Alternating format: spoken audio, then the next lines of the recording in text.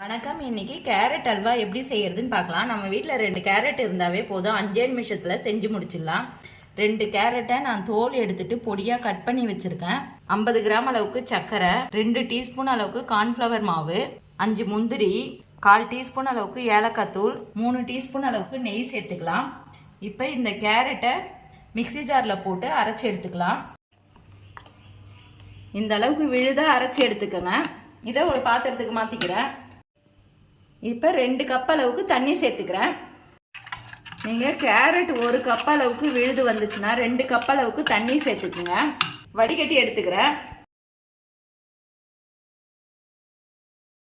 இதுலேயே கார்ன்ஃப்ளவர் மாவு போட்டு கலந்துட்டு அப்புறமா கேஸில் வச்சுக்கலாம்.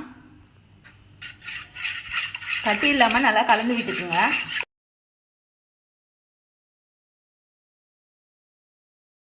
ஒரு கப்பு கேரட் ஜூஸுக்கு 1 டீஸ்பூன் அளவுக்கு கார்ன்ஃப்ளவர் மாவு சேர்த்துக்குங்க. அதிகமாக சேர்க்காதீங்க.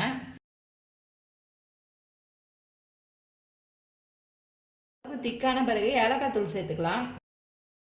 சர்க்கரையும் சேர்த்துக்கிறேன்.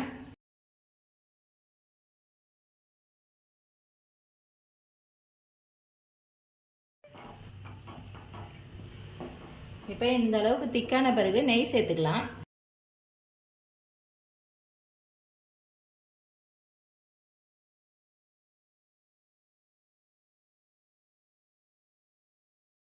இப்போ முந்திரி சேர்த்துக்கலாம்.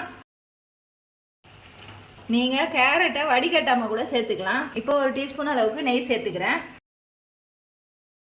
இப்போ இந்த அளவுக்கு திரண்டு வரும்போது கேஸ் ஆஃப் பண்ணிக்கலாம்.